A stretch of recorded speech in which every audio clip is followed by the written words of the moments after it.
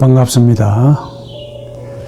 이제 우리 마태복음 연구, 예수의 인간성을 연구하는, 숙고하는 한 4번째 강의가 시작되죠.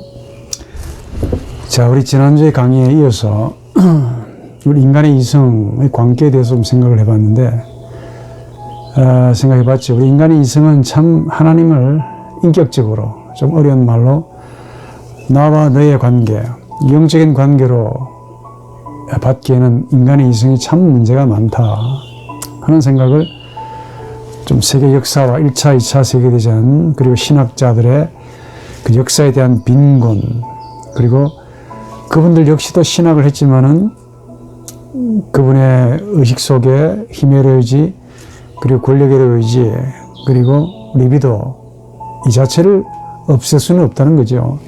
그게 고상한 형태로 표현되어서 신학적으로 표현되어 있을 뿐이지 역시 해 아래 참 별다른 사람이 없다 하는 사실을 세계 역사를 통해서, 전쟁의 역사를 통해 좀 살펴봤습니다.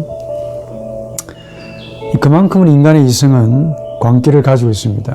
엄청난 도끼와 숨은 발톱을 감추고 있는 거죠.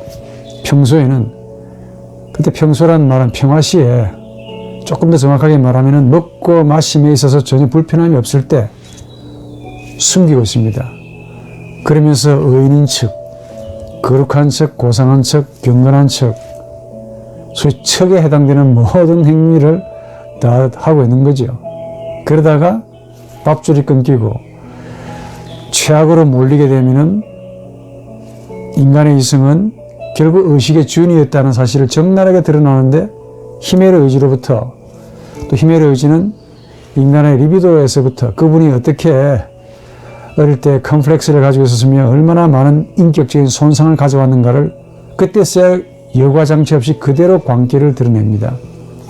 그 숨은 도끼, 그 무서운 발톱을 딱 감춘 채 겉모양은 참 그럴듯하다. 이게 합리적이고 이치에 맞게 질서정연하게 자신의 이 마음을 은으로 쫙 나이라는 모습은 참 그럴듯한데, 또 풍채도 멋있고 외모도 참 그럴듯해요. 예? 그러나 그 내면, 즉 성욕과 식욕, 즉 먹는 문제, 마시는 문제라는 어떤 긴박한 리비도의 손상을 가하는 어떤 무엇을 받으면은 별 시 없는 이분의 사악한 도끼와 악기, 광기를 드러냅니다. 실제로 일어났던, 지금 방영하고 있는지도 모르겠는데 어느 드라마에서 봤습니다. 어느 멀쩡한 여자였습니다. 뭐 드라마상이니까. 왜 실제를 또 묘사하고 있는지도 모르죠. 평소에는 참 이분이 합리적이고 굉장히 건전한 이성적인 생각을 가지고 있었습니다. 회사를 잘 경영하고 있었어요. 시간이 지나면서 욕심이 생기겠죠. 회사를 통째로 말아먹으려고 치밀한 계획을 이성이라는 능력을 세워서 치밀하게 계획을 세웠습니다. 차근차근 하나씩 이성적으로 진행을 했습니다. 잘 나갔으면 이성적인 사람이 되었겠죠. 그런데 그게 들통이 났습니다. 또 다른 사람으로부터 이성적으로 이치에 맞는 공격을 받게 되었습니다. 아주 인상 깊었던 장면은, 평소에 그렇게 멋지고 품위 있고 품격을 갖춘 그분이 이성적으로 공격을 받으니까 나중에는 자신의 어떤 모든 것들이 다 드러나니까 어떻게 악을 쓰느냐. 그 차분하고 이성적인 사람이 광기를 부리는데 정말 독한 말, 어디서 배웠는지 한 번도 그분이 평소에 쓰지 않았던 모든 욕설과 악기, 이걸 그대로 드러내더라고 합니다. 욕설하고 악담을 퍼붓고 저주를 퍼붓고 될 대로 되라는 식으로 이제는 완전히 두 손 놓아버리고 하는 그 모습을 제가 광기를 보았습니다. 물론 드라마지만은 아마도 그 드라마는 실제를 반영하는 거니까 현실적인 드라마가 분명하다라고 보았죠. 무슨 말이냐, 지난주에 했던 강의대로 이성이 세계 제2차 대대전 1차, 2차를 전쟁이나 2번씩을 일으켰습니다. 그 드라마에서 나타나는 이성적인 광기나 그 전쟁에서 보여주었던 그 지도자들의 광기나 인간의 내면을 보면은 똑같다는 겁니다. 정말 똑같다는 거야. 한 개인이 가지는 이 이성적인 광기를 좀 비약시켜 보면은 국가 간의 정상들의 광기도 해당됩니다. 멋있는 양복 그 이면에 영혼에 갖추어져 있는 숨겨져 있는 이성적인 광폭 행위는 그대로 광기로 잠재되어 있을 뿐입니다. 건드리지 않으면 쉬쉬하겠죠. 그러나 건드리면 터져버리는 시한폭탄과 같습니다. 이런 광기는 가정에서도 있고 회사에서도 있고 심지어 어린아이들한테도 있고 교회 공동체 안에서도 잠재되어 있습니다. 전부 다 어찌 보면 시한폭탄적인 하나의 무언가를 가지고 다 살아간다는 거죠.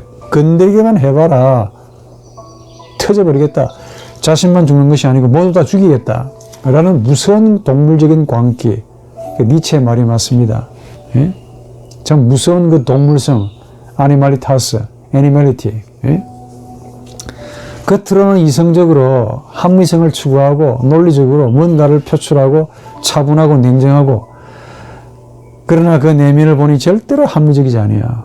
이성이 만약에 조금 전에 말씀드린 바대로 자신에게 위협을 받거나 혹은 자신에게 위협이 되거나 방해가 되면은 감추었던 이 마귀의 발톱을 드러내면서 잔인하게 그대로 발휘합니다. 그게 발휘합니다. 배운 사람은 배운 사람의 이론대로, 배우지 못한 사람은 무식한 방식 그대로, 조금 배운 사람은 조금 배운 그대로의 내용을 그대로 발휘하더라 그 말이죠. 아마 여러분들도 많이 경험했을 겁니다. 사람에게, 특히 여러분의 자녀도 마찬가지입니다. 별로 건드릴 것이 없으면 건드리지 말아야 됩니다. 잘 대해줘야 돼요. 그 터지면 안 돼버립니다. 터져버리면 한 번 터지고 두 번 터지고 뚝이 터져버리면 이제 그 양반은 그런 식으로 계속 갈 거라 그 말이에요. 말하기로는 이런 인간의 이성의 광기가 폭발적으로 터지지 아니하도록 그저 잘 봉합해주고 좋은 말로 좋게 상처를 입히지 아니하고 혹은 스스로 상처받지 아니하고 서로 조심스럽게 살아가는 것이 어쩌면은 공동체를 이루는 바람직한 길이 아닌가. 이 인륜적인 이야기죠. 그러나 영적으로 들어오면 이게 드러나야 됩니다. 하나님의 영의 세상, 하나님의 나라와 대면하려면 이게 환하게 드러나야 되는데 이걸 은폐하고 숨기고는 해결이 안 되기 때문에 그렇습니다. 왜 이렇습니까? 예? 왜 이성이 이렇게 있다고 하냐고. 바로 이성은 의식의 한 부분이고 더 나아가서 의식이 주인이 되어 있기 때문에 그래요. 자세한 사항은 여러분들 제 동영상이나 책을 좀 보시면 좋겠는데 혹시 다음에 또 기회가 나오면 설명해 드릴게요. 이성의 한 부분이면서 이성의 한 기능자면서 이 이성의 주인으로 앉아있는 게 주체 혹은 서브젝트 혹은 서브젝트 모든 걸 또 오브젝트 혹은 오브젝트로 만드는 이런 코기토의 본질입니다. 이게. 그리고 이 의식은 또 이성이라는 주인을 섬기고 있지만은 또 이 의식은 누구로부터 영양가를 공급을 받습니까? 에너지를. 바로 개인 리비도, 개인 무의식이라고 하는 이런 리비도의 지평에 완전히 의존하고 있습니다. 철저하게 의존하고 있어요. 그래서 이 리비도를 가리켜서 무슨 몇 번째 성경은 갈라디아서 5장 19절에 육체의 일들이라고 바울은 좀 은유적으로 그렇게 표현하고 있는데 사실은 육체가 잘못된 것은 아닙니다. 육체의 일들, 그냥 육체의 일들이 나타난 현상이고 지난주에 말씀드린 대로 빙산의 일각이고 그 빙산, 진짜 빙산 덩어리는 그 수면 아래에 감춰져 있다고 그랬습니다. 그래서 나타난 바 현상만 가지고 아, 저분이 저렇다 판단하면 안 됩니다. 이런 조그마한 현상을 가지고 있는, 드러내는 그 열매를 가지고 있는 그 내용물 자체가 변화가 되어야만이 다른 열매를 맺게 된다 그 말입니다. 좋은 나무 좋은 열매, 나쁜 나무 부실한 열매를 맺습니다. 하나님의 나라는 이런 리비도와 완전히 무관하다 하는 사실을 바울이 이야기하고 있고 예수님도 직접적으로 간접적으로 말씀하고 있죠. 그 하나님을 잘 믿는 유대인들에게 회개하라 얘기야. 회개가 왜 필요하겠습니까? 저분들에게. 회개하라고 이야기하면 나를 모욕하는 거냐. 일주일에 2번 금식하고 받은 모든 것들을 11조를 드리는 이 나한테 무슨 회개할 것이 있느냐. 기도도 잘하고 얼마나 경건생활에 힘을 쓰는데 이 바리새인들이 그 예수가 나타나서 자신들 보고 회개하라 이렇게 말했으니까 회개가 되겠습니까? 절대로 이해가 안 되죠. 바로 이 의식, 히메르 의지, 이 리비도, 이걸 바꾸지 않으면 하나님 나라와 전혀 무관하다라는 사실을 예수는 말하고 있는데 그분들은 이해를 못한 거죠. 내가 뭘 잘못했길래, 뭐가 문제가 있길래 회개를 해야 되느냐. 단언컨대 저도 예수의 인간성을 우리가 깨닫고 음미하고 묵상해 보려면 알아야 되는데, 만나야 되는데, 그 하나님의 형상, 즉 예수의 이미지를 만나기 위해서 거쳐가야 할, 반드시 드러나야 할 이 리비도와 히메르 의지, 의식의 문제를 반드시 거쳐나가야 됩니다. 이게 인간의 본성이죠. 이걸 은폐한 상태로 하나님의 리비도, 하나님의 그 형상, 즉 예수의 이미지를 만나지 못합니다. 그래서 제가 말씀을 드리는 거예요. 예? 이런 인간의 본성만 가지고 살면은 하나님의 나라를 상속받지 못한다라고 강력하게 바울이 선언합니다. 육체의 일들이라고 표현되어 있지만은 그 전 제자가 다 빙산의 일각이고, 그 갈라디아서 5장 18절, 21절 그 빙산의 일각이고, 이 모든 것들을 일으키는 하나의 본질, 본성은 인간 속에 죄악으로, 폐역으로 남아있다는 겁니다. 이 본성이 없으면, 그럼에도 불구하고 지난주에 이 본성이 없으면 인간은 또 살지를 못해요. 참 유감스럽죠. 그러니까 우리 인간의 힘은, 지난주에 말씀대로 살아가는 이 생존의 힘은 하나님의 영의 힘으로 살아가야 되는 것이 마땅한데, 이 하나님의 영의 발견과 만남이 없다 보니까 악기, 분노의 힘으로, 저주의 힘으로, 방종하는 힘으로, 교만하는 힘으로, 시기하는 힘으로, 질투하는 힘으로, 우상숭배하는 힘으로, 이런 악의 힘으로 세상을 살아간다는 겁니다. 네. 이 본성만이라도 없으면 사람이 죽어버리니까요. 무력한 상태에서 그냥 폭삭 내려앉아 버리니까 그래요. 그럼에도 불구하고 이 본성만 가지고 살면은 절대로 하나님 나라와 무관합니다. 보아도 보이지 않고, 들어도 들리지 않고, 직접 예수가 오셔서 가르쳐 주어도 예수를 알아보지 못하는데 무슨 하나님의 나라를 보겠습니까? 우리 인간의 비극이죠. 다시 이제 우리 이야기는 마태복음의 주제로 돌아옵시다. 하나님의 나라입니다. 하나님의 나라. 천국. 우리 지난번 강의에서 이 예수님의 설교가 5개 있다 그랬죠? 이 전부 다 누구를 향한 하나님의 텍스트라고 말했습니까? 바로 예수의 제자들을 향한 하나님의 텍스트, 예수 자신이었습니다. 그래서 제자라고 하는 것은 한 번 더 이 특정인이기보다 마태, 마가, 누가, 바돌로마, 베드로, 요한 이런 특정인이기보다 예수의 제자입니다. 그리고 조금 더 영적으로 말하면 예수의 인간성을 설명하는 자, 이거로만 아니고 설명하는 자, 나타내는 자, 나아가서 예수의 인간성을 가지고 설명하는 자들이 바로 제자다라고 말을 합니다. 단지 이론적으로 혹은 입술로 혹은 이성적으로 혹은 의식적으로 설명하는 자들만이 아닙니다. 이렇게 말하면 전도하는 자인데 도를 말로 인간의 모국으로 나타내는 자들에 불과하죠. 제자는 이론적으로, 이성적으로, 합리적으로, 의식적으로만 설명하는 자들이 아니고 자신들 전부가 곧 예수의 인간성으로 설명하는 자들이야. 입술로만 아니고 몸 전체로, 영혼 전체로, 즉 육을 가진 영혼 전체로 예수의 인간성을 드러내는 자, 설명하는 자가 이 바로 제자입니다. 설명은 입술로 풀이하는 정도만 의미하지 않습니다. 그들의 삶이 뒷받침이 되어줘야 그 설명에 힘이 들어갑니다. 이게 이제 힘든 거지요. 그분들의 삶이 예수의 인간성이 되어서 살아가는 자, 그 삶이라는 것도 그냥 단순한 삶이 아닙니다. 인륜이나 도덕이나 의식의 위선 이런 것들이 아닙니다. 정말 예수의 이미지가 올라와서 의식을 지배함으로 그분들이 살아갈 때 능력이 나타나고 그때 발휘되는 경건, 그때 발휘되는 사랑, 아가페, 이런 것들이 예수의 인간성을 환하게 설명한다는 겁니다. 그대로 비춰준다는 겁니다. 그러니까 말이 설명이라고 되어 있기 때문에 우리는 설명을 선생님이 학생들에게 입술을 넘어 가르친다라고만 생각하시는데, 설명은 그 정도의 내용이 아닙니다. 단어가 없기 때문에. 그런데 드러내는 삶이죠. 그래서 제자는 스승의 삶을 본받는 자이면서, 왜 본받습니까? 드러내기 위해서 본받는 거야. 본받는 자들이면서 동시에 스승을 드러내는 자들이다. 궁극적으로 드러내기 위해서 본받는 겁니다. 예. 여기 중요한 오늘의 강의 주제에 본받으면서 드러내는 것, 드러내기 위해서 본받는 것, 이 문제인데, 본받으면 드러내는 것이 진리입니다. 이게 진리예요.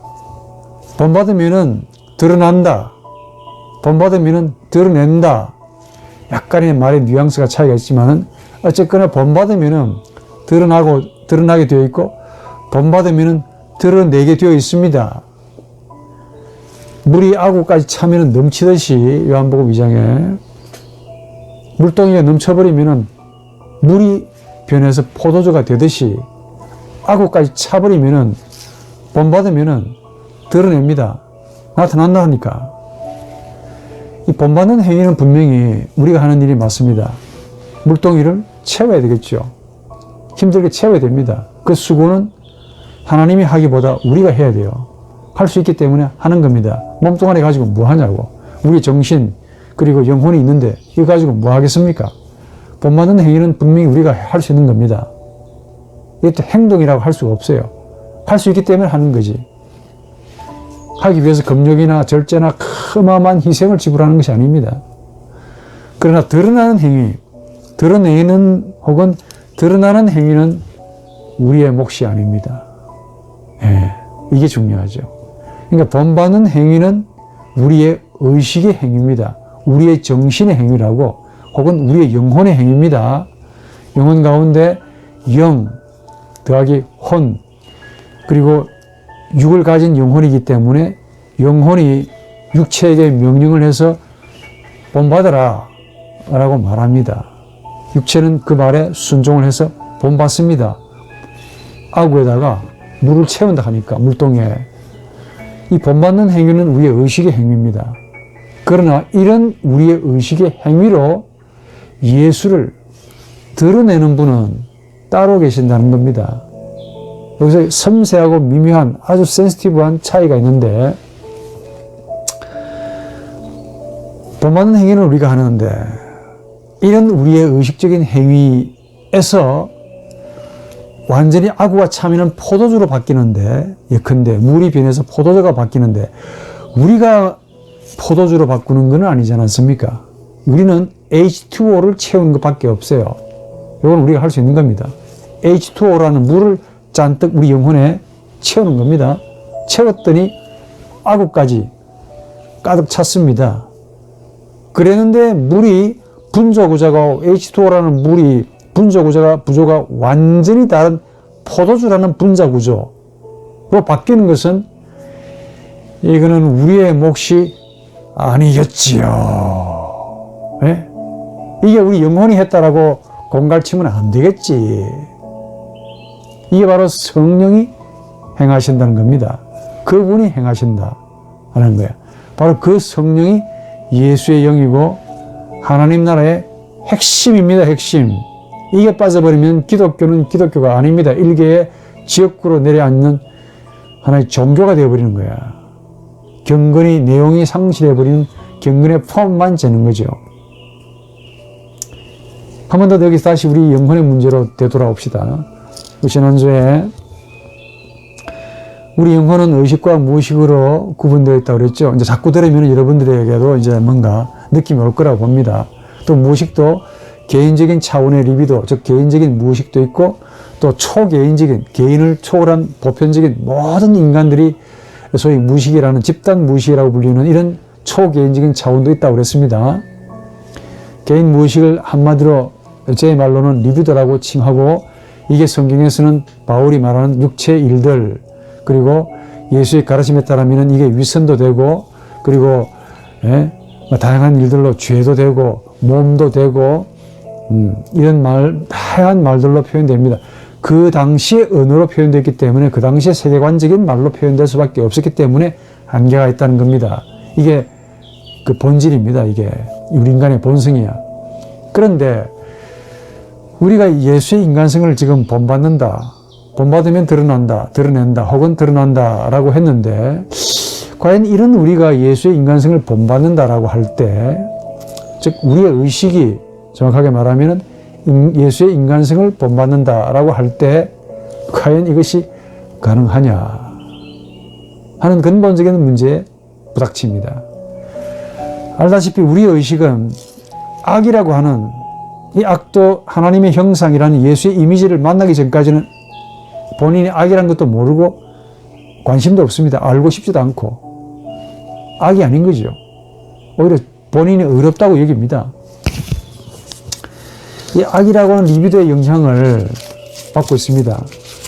그런데도 우리가 예수의 이 형상 혹은 예수의 이미지를, 인간성을 선이라고 한다면은 이 악이라는 우리가 이 선이라고 불리는 이 예수의 인간성을 본받을 수가 있을까? 말한 김에 지금 이게 제가 이 학교 지금 바이러스가 창궐하기 때문에 지금 다 검사를 받고 있기 때문에 이 병원에서 무슨 이거 표시를 받은 겁니다. 아마 이 동영상에 나갈 때는 이제 바이러스가 이제 없어지겠죠. 이상하게 여기지 마시기 바랍니다. 죄 지은 감옥소에서 받는 이게 아닙니다. 하도 바이러스가 창궐하니까 학교에서 다 매일 출퇴근하면서 이게 검사를 받고 인증 마크를 주는 겁니다. 자, 악이라고 하는 우리 인간의 리비도, 본성이 지배를 받고 있는데, 이게 소위 선이라고 불리는, 선이라고 만약에 지칭해 봅시다. 이 예수의 인간성이 선이라고 한다면은 이 선을 본받을 수가 있느냐 이게야. 아주 단적으로 말해서 악이 선을 본받을 수가 있을까? 악이 선을 닮아갈 수가 있을까? 하는 근본적인 질문을 맞이합니다. 예. 우리의 의식이 리비도의 영향을 받고 있는 한 우선 1차적으로 답은 절대로 한 번 더 절대로 예수의 인간성을 본받을 수가 없습니다. 본받는 척 할 뿐이죠. 그는 뭐 척 위선적 할 뿐이지, 경건한 척 할 뿐이지, 예? 거룩한 척 할 뿐이지. 깡패, 주먹을 쓰던 깡패는 절대로 주먹을 버리지 않습니다. 그 기술을 이미 습득했는데 여차하면 주먹이 나올 텐데 은폐하고 있을 뿐이죠. 감추고 있을 뿐이죠. 우리 인간의 의식, 리비도, 힘의 의지, 이게 악인데 악이 어떻게 선을 본받을 수가 있으며 악이 어떻게 선을 닮아갈 수가 있을까 하는 그 문제입니다. 절대로 불가능하다. 본받는다고 해도 위선적인 행위로 끝날 가능성이 굉장히 높아지는 거지요. 무슨 말이냐? 악은 악이야. 선은 선이고 2차선입니다. 1차선이 아니고 2차선이라 하니까 악은 악이고 선은 선입니다. 악은 상행선이고 선은 하행선입니다. 악은 에로스고 아가페는 선이야. 길이 다르다 그 말입니다. 공유점이 별로 없습니다. 여기서 말한 김에 우리 어거스틴이라는 우리 기독교 교부가 인간의 의지를 중간선, 메디움 보눔이라고 참 거창하게 규정했던데 제 생각은 좀 다릅니다. 중간선 좋아하네. 그분의 생각이고, 그분이 이 플라톤이나 신플라톤주의, 영주주의 영향을 좀 많이 받았기 때문에 인간의 이 의지를 이렇게 생각을 하신 것 같은데, 중간선, 조금 제기에는 애매한 표현이죠. 선이면 선이고 악이면 악이지, 흑이면 흑이고 백이면 백이지, 중간 섞였다 그 말이죠. 절반은 섞였다라는 말인데 이게 가능하냐 이게. 선이면 선이고 악이면 악이지 중간선이 뭐냐. 예? 만약에 자유의지를 중간의 선, 어중간하게 걸쳐있는 선으로 그렇게 규정해버리면 악은 뭐가 되는 줄 아십니까? 잘 생각해 보십시오. 악이 만약에 자유의지라는 게 이게 선도 아니고 악도 아닌 중간선이다. 올라가면 선이고 내려가면 악이다 라고 말씀하시는데, 중간의 선이라고 규정하시는데, 이렇게 되면 어떻게 되느냐 하면 악은 뭐냐? 궁극적으로 선의 모자람이 돼요. 그렇죠? 정도가 조금 모자라는 것이 악이라고 이야기됩니다. 자, 그럼 모자라는 악, 선이 좀 모자라는데, 이걸 악이라고 그러는데, 그럼 모자라는 선, 이 선이 모자라는 이 선은 이거 누가 채워줍니까? 그럼 그분들이 이렇게 말합니다. 예수가 채워준다고 말해요. 좋아, 예수가 채워준다고 합시다. 영지주의자들이 주장도 그렇고, 플라톤주의자들도 그렇고, 또 신플라톤주의자, 특히 이 신플라톤주의자들도 그렇고, 대체로 철학자들이 대부분 그렇습니다. 인간은 중간선이래요. 자, 그러면은 선이 좀 모자라기 때문에 악을 행하는 건데, 악은 선의 모자람이지, 선의 결핍이죠. 그럼 이 모자라는 선을 누가 채워주느냐? 예수가 채워줍니다. 그럼 예수가 채워주고 난 다음에 뭐 하느냐, 이게. 그럼 자기가 완전해질 거 아닙니까? 소위 하나님의 형상을 완전히, 하나님의 그 모양, 이걸 이제 완전히 이룩해지면 예수가 필요 없잖아요. 그래서 예수가 앞서가고 그 예수의 길을 따라 갈 수 있다라는 논리를 펼치는 거야. 아우구스티누스도. 자, 그러면 여기서 하나 마지막 결정적인 질문이 뭔데, 이분들에게는, 즉 중간선을 말하는 분들, 자유의지를 주장하는 분들이 공통점이 뭐냐면 성육신을 되게 강조합니다. 그런데 예수 십자가는 별로 의미가 없는 거야. 굳이 예수가 십자가에서 죽어야 할 이유가 뭐겠습니까?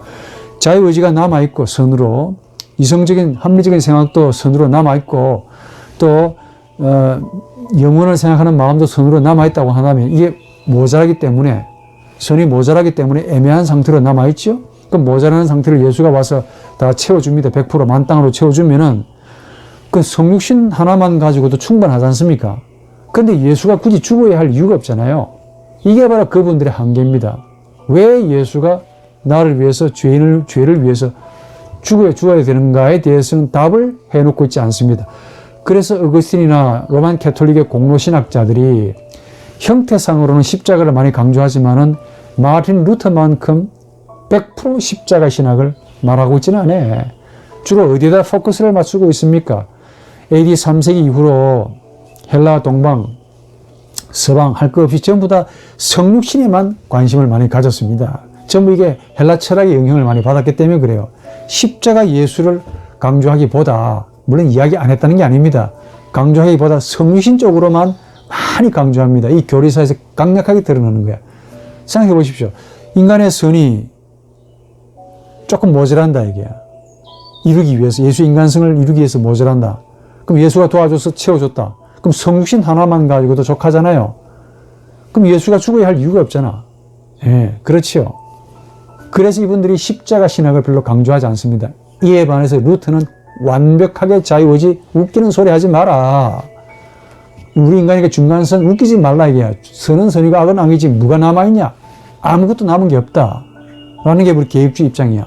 아무것도 남은 게 없기 때문에 예수가 도와줘도 예수님이 우리를 도와주려면 완벽하게 도와줘야 돼. 십자가에서 우리 죄를 대신해서 죽어주셔야만이 우리가 회복할 수 있다는 그 하나의 관점입니다. 그래서 우리는 성육신보다도 예수 십자가에다 방점을 두고 있는 거죠. 그러나 로만 캐톨릭이나 저는 일반 종교는 십자가에 방점을 둔 게 아니고 성육신에다가 방점을 두고 있어요. 그런 애매한 차이가 있습니다. 그 이유를 찾아보면은 우리 인간에게 뭔가 하나님의 형상이라고 하는 어떤 부분이 희미하게나마 죽지 않고 선한 상태로 남아있다라고 믿고 있기 때문에 그래요. 칼빈은 이걸 부정하지 않고 일반 은총이라는 말로 바꿔 썼습니다만 루터는 완벽하게 부정합니다. 저는 개인적으로 루터의 말이 맞다라고 봅니다. 왜냐하면 남아있으면은 이 남아있는 걸 활성화시키면 되잖아요. 까딱하면은 또 다른 바리새인이 될 가능성이 대단히 높습니다. 비약을 해본다면은 인간에게 약간 남아있다라는 것을 인정해버리면은 요 남아있는 것을 가지고 모자라기 때문에 누군가의 도움을 받아서 활성화시키잖아요. 경건 혹은 뭐 거룩 그리고 종교적인 행위 이런 것들을 통해서 활성화시키면 어떻게 되느냐. 속의 내면은 안 바뀌고 또 다른 제2의 바리새인이 될 가능성이 굉장히 높습니다. 속이 안 바뀌는데 겉만 바뀌는 거야. 경건의 내용은 별로 없으면서 경건의 폼만, 옷만 자꾸 다르게 바꾼다 이게요. 그런 신학적인 문제가 있습니다. 그래서 제가 금방 여러분들에게 말씀드린 바 본받으면 드러난다라는 말을 잘 이해하셔야 됩니다. 맞습니다. 본받으면 드러납니다.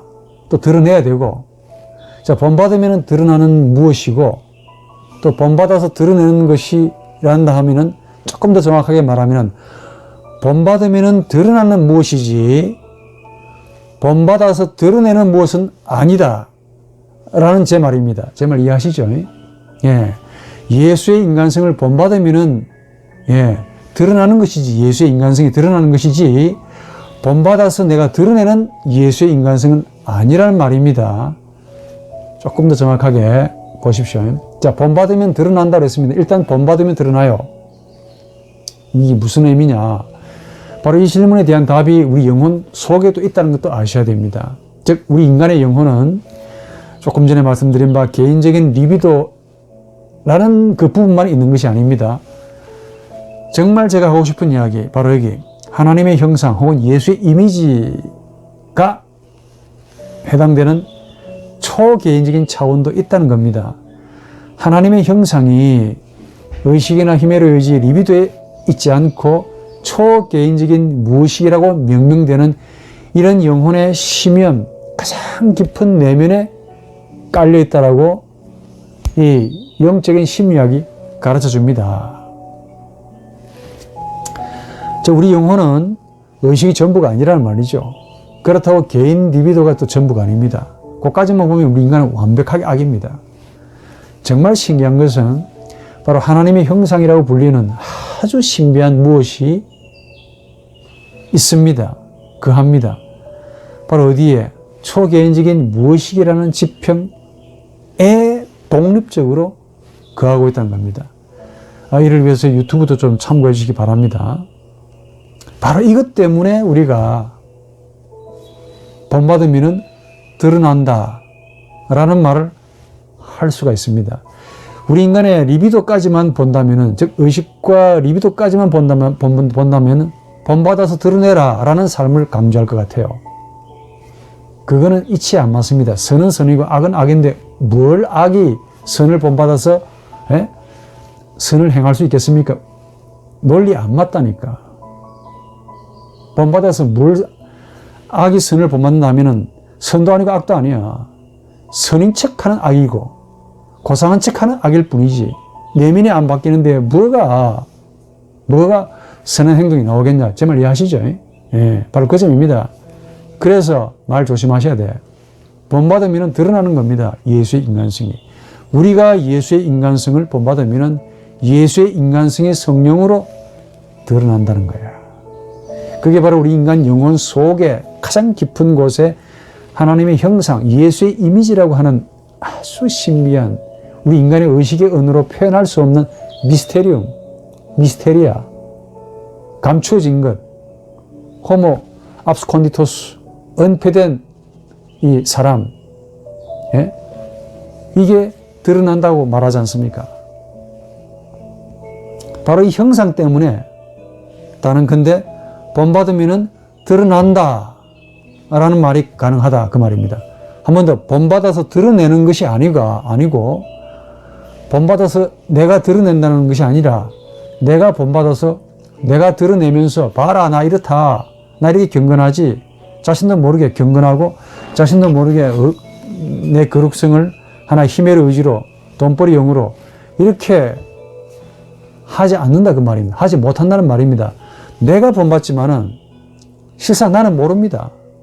나는 열심히 본받고 있지만은 내 속에 무엇이 일어나고 있는지는 내 안에서 일어나고 있기 때문에 내가 내 얼굴을 못 본다 얘기야. 거울을 봐야 아듯이 타자를 통해서 내가 알고 있듯이 아는 분은 누구냐면 내가 아니고 타자가 나를 그렇게 안다는 겁니다. 이해 못하겠네 교수님. 이해 못하면 이 강의 듣지 마세요. 그렇게 어려운데 이게 어렵다면 그냥 강의 중단하시고 듣지 마시라고. 이거 돈 받고 하는 강의도 아니신데. 응? 심오한 사상이 좀 들어가 있긴 있습니다. 내가 본받아서 내가 드러낸다 하게 되면은 내 속에 뭔가 선한 것이 있다라는 전제가 있어야 돼요. 그래야 활성화시켜서 예수를 본받는다. 토마스 아켄푸스나 아퀴나스나 혹은 아우구스티누스나 좀 그런 식의 경건이었습니다. 이게 나중에 철학의 배경을 깔고 있기 때문에 그래요. 그러나 우리 마틴 루터나 이 건전한 종교개혁자들의 신앙사상을 통해서 보면은 우리 인간에게는 악입니다. 없다 하니까. 악에서는 본받을 수가 없어요. 사과나무에서 어떻게 배가 늘리겠니? 그러나 나는 본받을 수 있습니다. 내 속에 또 다른 독립적인 영역인 하나님의 이미지가 있기 때문에 이것은 내 의지와 무관합니다. 독립적인 의지를 가지고 있어요. 그래서 본받는데 실상 본받는 행위는 내가 하지만은 그러나 드러내는 분은 내가 아니라 하나님의 형상이라는 독립적인 의지가 스스로 또 다른 나가 되어서 이분이 내 의식을 가지고 자신을 환하게 남에게 세상 사람들에게 비추어 준다는 겁니다. 바로 이게 제가 하고 싶은 이야기예요. 쉽게 말해 우리 영혼의 깊은 곳에는 한 번 더 하나님의 형상이 있다. 맞습니다. 구스타프 융이나 많은 이 임상 실험가들이나 증명해 줬죠. 또 이 바울은 이걸 로마서 1장 19절에 뭐라고 말합니까? 하나님을 알만한 것이라고 딱 단언해 놓고 있습니다. 또 이 전도서 솔로몬이 참 영특한 말을 했습니다. 똑똑한 말이죠. 계시를 받은 것이 분명한 것 같아요. 전도서 3장 11절에 우리 모두는 영혼을 좋아하는, 영혼을 그리워하는, 사모하는 마음이 있다라고 은유적으로 표현을 해 놓았습니다. 놀랍죠? 이게 현대 학문 이론에 와가지고 증명이 됐다는 말입니까? 이게 바로 하나님의 형상이라고 해도 절대 과하지 않다. 베드로 전서도 그렇게 나옵니다. 너희 속에 하나님이 부유하게 보시는 자가 있다. 마음에 숨은 자가 있다라고 이야기하잖아요. 이것 때문에 우리가 하나님을 알아봅니다. 이게 없으면 하나님을 알아볼 수가 없어요. 하나님의 이미지가 있어야 하나님을 알아볼 거 아닙니까? 이게 예수의 이미지라니까. 그리고 이것으로 인해 예수가 하나님이 우리를 알아봅니다. 자신과 닮았다 이게요. 이게 의식에 있는 게 아니고 힘의 의지도 아니고 인간 리비도에 있는 것도 아닙니다. 바로 깊은 곳에 우리 영혼 깊은 곳에 그게 독립적인 영역으로 내재하고 있다는 겁니다. 하나님은 죄인에게서 죄 이면에 있는 것을 보신단 말이죠. 이게 바로 자신과 닮았다고 여기기 때문에 그래요. 즉 자신의 형상을 찾으십니다. 한 번 더, 하나님은 죄를 사랑하시는 분이 아닙니다. 오해하지 마십시오. 죄라고 보면은 막바로 칼을 들고 아작을 내고 싶어하는 하나님의 자신이 있습니다. 이걸 율법이라고 그래요. 죄를 사랑하시는 분이 아닙니다. 죄 안에 파묻힌 자신의 형상, 사람을 사랑합니다. 하나님은 먼지나 티끌을 좋아하시는 분이 아니야. 오히려 먼지나 티끌 진흙 속에 파묻혀 있는 자신의 그 진주를 사랑하신다. 이게. 그걸 보십니다. 너 어디에 있느냐? 라고 지금도 여전히 찾고 계십니다. 이 진주, 사람, 이것이 바로 하나님의 형상이지, 즉 예수의 이미지라 하는 겁니다. 임하고 예수 그리스티 이런 말입니다. 그냥. 그래서 예수의 이미지, 예수의 형상을 가지고 있기 때문에 예수의 말씀을 그냥 듣는 것이 아닙니다. 그냥 우리가 일반적인 가르침으로 듣는 것이 아니고 가슴에서 감동이 일어나잖아요. 감동을 불러일으키고 보지도 못한 예수, 만져보지도 못한 예수, 들어보지도 못한 예수님의 인상인데도 불구하고 그분의 가르침, 선포를 통해서 그분의 마음을 연역해서 그림을 그리고 있더라고요.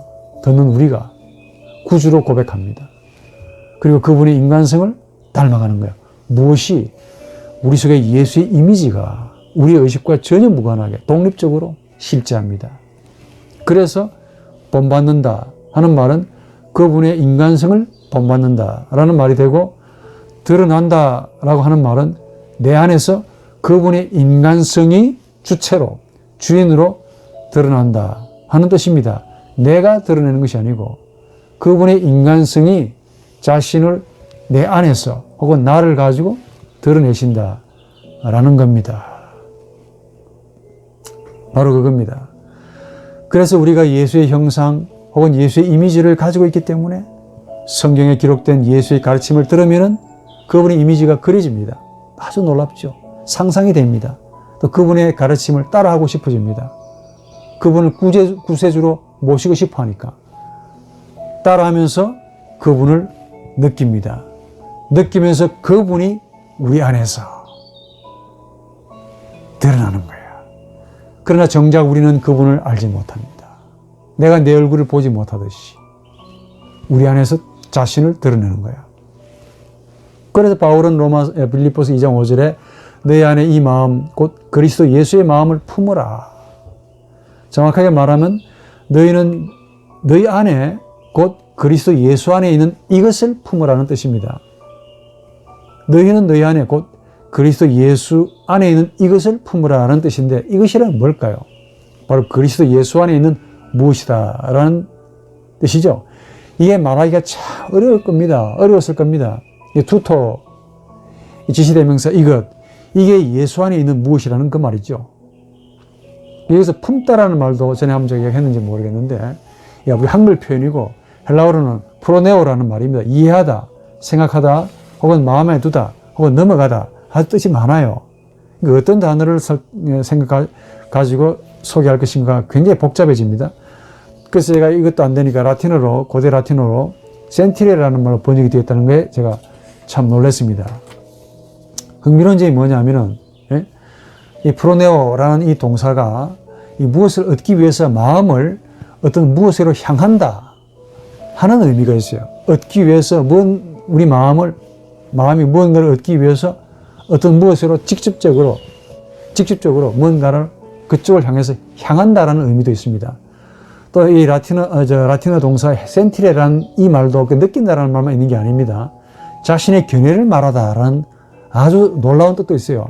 자신의 사상을 진술하다, 음미하다, 감사하다. 그러니까 내가 볼 때 자신의 견해를 말하다, 자신의 사상을 진술하다는 말이 참 좋은 말 같아요. 느끼다라는 말이.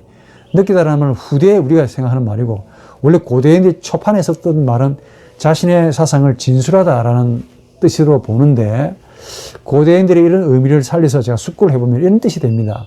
너희는 너희 안에 있는 즉 예수 안에 있는 이것을 감지하라 라는 그 말인데 그 의미는 뭐냐면 너희는 즉 너희 의식은 우리 의식은 이 마음이 예수 안에 있는 이 이미지가 예수 안에 있는 이 하나님의 이미지 하나님의 형상 이 이미지가 스스로를 말하도록 하게 하라. 그러니까 우리 의식이 너희 의식이 너희 안에 있는 예수의 이미지로 하여금 스스로 말하도록 하라 라고 번역하는 게 참 좋다. 그렇게 해석하는 것이 좋다라는 말입니다. 이게 그만큼 이론적인 배경이 있습니다. 현대 학문 이론에 따라서 우리 마음 안에 예수의 이미지가 있다는 것을 우리는 믿습니다. 그리고 그 형상이 우리 의식과 무관하게 독립적인 의지를 가지고 있는 신적인 무엇이라는 것도 우리가 믿습니다. 자, 그렇다면 우리 안에 있는 예수의 무엇이 자신을 우리 마음에게 말하라는 의미가 되는데 무엇이겠습니까? 우리 의식이 이분의 이미지가 우리 의식으로 하여금 스스로를 말하게 하라라는 뜻이죠. 하나님의 형상 혹은 예수의 이미지라고 불리는 이것은 한 번 더 스스로입니다. 독립적입니다. 자율적입니다. 생명의 무엇이라고 말해요. 이걸 우리 영혼이 담고 있지만 이게 우리 게 아닙니다. 한 번도 우리가 의식이 접촉을 해본 적이 없기 때문에 그래. 이것이 너희 안에, 우리 안에 있으니까 너희는 이것을 감지하라. 센티레, 감지하라. 프로네오, 느껴보라. 그래서 이분이 스스로 우리 의식을 가지고 자기 자신을 세상을 향해서 드러내도록 하게 하라. 라는 뜻입니다. 너희가 누구겠습니까? 우리 의식을 두고 말해요. 이것은 뭐겠습니까? 예수의 이미지. 이것이 스스로, 예수의 이미지가 스스로 자신을 우리 의식을 가지고 말하게 하라. 설명하도록 하라. 진술하게 하라. 라고 말합니다. 한 번 더 이것이란 빌립보서 2장 6절에서 8절 이하에 좀 소개되었습니다. 예. 자막으로 올려드릴 테니까 또 성경을 찾아보십시오. 한마디로 뭐겠습니까? 신적 존재 자기 부정이더라 얘기야. 바로 이겁니다. 전부 다 자기 자신을 드러내려고 그러고 자기 자신을 의롭다고 여기고 잘난 척하고 전부 척척척 하는데 이런 세상인데 하나님은 예수의 이미지는 우리 안에 거하면서도 조용하게 그러나 이분이 우리 의식을 통해서 우리 의식을 가지고 우리 의식적인 언어를 가지고 설명할 때는 자신을 부정하는 신적인 겸손으로 나타나시더라 그 말이에요. 이 겸손이 바로 네피오스, 제자, 미크로스, 파이디온, 작은 자, 에라쿠스, 소자 이런 식으로 번역이 되어 있습니다. 그러니까 빌립보서 2장 6절에서 8절까지 그 내용을 한마디로 표현하라면 바로 예수의 인간성이다. 원래 하나님의 형상이면서도 하나님과 동일하심을 취하지 아니하시고 자신을 비워 종의 형체를 취해서 사람의 모양으로 오셨고 십자가에 죽기까지 아버지께 순종하셨다. 그 내용이 바로 그겁니다. 바울이 이 설명이 예수의 가르침과 너무 일치한다는 데 제가 놀랐다는 거 아닙니까? 즉 앞으로 전개할 이 산상수훈의 예수의 가르침과 너무 일치하고 더 나아가서 마태복음 전체에 예수의 설교하고 딱 맞아 떨어진다는 데서 제가 전율을 느꼈다는 거 아닙니까? 내리는 결론이 뭐냐 이 강의에 이거 이대로 살지 않으면 안 되겠네. 제가 나이 이만큼 먹도록 이렇게 절시해 본 적이 별로 없습니다. 이거 이대로 살지 않으면 안 되겠다. 이렇게 사는 것이 정상이다 이게. 왜 예수가 십자가에서 죽으셔야 하는지도 이제 명확하게 가슴에 와닿습니다. 하나님이 자신을 비워서 우리의 몸을 오셨는지도 이해가 돼요. 왜 그리스도인이 자신을 부정하며 살아야 하는지도 조금 알 것 같습니다. 예수를 신으로만 무한히 믿으면서 예수의 인간성을 느끼지 아니하고 본받지 아니하면은 파렴치한인이 될 수 있습니다. 역사에서 많이 보았듯이 완전 세상인이야. 기독교인이라는 간판을 단 세상 사람이지 속은 세상인이고 겉만 기독교인이 될 가능성이 많습니다. 본받으면서 나를 드러내면 그렇게 된다 하니까 바리새인이 되는 거죠. 바리새인 뭐라 하지 말라고. 저나 여러분들이 까딱하면 바리새인이 될 수 있습니다. 안 그렇게 돼? 바리새인이 특별한 사람인 줄 아십니까? 경건한 척 했더니 경건은 또 하나의 권력이 됩니다. 경건이 어떻게 힘의 의지가 되냐고. 경건이 권세가 된다 하니까 나중에 어떻게 됩니까? 설마 이 경건 가지고 돈벌이로 할 수도 있다는 거 아닙니까? 세상 사람들이 제가 경건하다, 위대하다, 거룩하다 존대를 해주니까 본인 우쭐해가지고 그걸 가지고 돈벌이로 삼네요. 자네 그렇게 살라고 예수의 가르침을 배웠냐? 가 아니겠지요. 근데 모르면 그렇게 할 수 있다는 거야. 본받아서 내가 드러내려고 하면 그렇게 됩니다. 이게 인간 이해가 없기 때문에 그래요. 본받으면은 내가 드러내는 것이 아니고 그분이 드러내 주십니다. 이게 정상이야. 그래서 경건은 권력이 아닙니다. 경건은 존경받는 가치도 아니요. 꿈꾸지 마시오. 경건은 지도자가 되기 위한 조건도 까불지 좀 마세. 자랑하지 말라고. 경건은 돈 버는 수단으로 사용하면 벌 받습니다. 그것 가지고 어디 들이대냐? 예수 이미지 가지고 이미지 관리할래요? 설교 몇 번 했다고 존대해 주니까 진짜 본인이 그렇게 그런 줄 착각하십니까? 그래 봐야 의왕 속의 금붕어야. 얼마나 유한자인지 아십니까? 모세의 경우를 한번 보세요. 까불다가 죽습니다. 하나님 가리지 말라니까. 하나님은 태양이고 우리는 달인데 이 달이라는 조그마한 놈이 태양을 가린다 이게야. 지구의 모든 사람들에게 어둠을 줍니다. 내가 부정해줘야만 태양이 지구인들에게 빛을 줄 거 아니냔 말이에요. 그렇죠? 고테스 핀세르니스 하나님의 일식을 우리가 지금 하고 있는지도 몰라요. 깊이 생각하셔야 됩니다. 본받으면은 드러납니다. 이것이 오늘 강의의 주제입니다. 본받기를 원합니다. 그리고 그걸로 중지하십시오.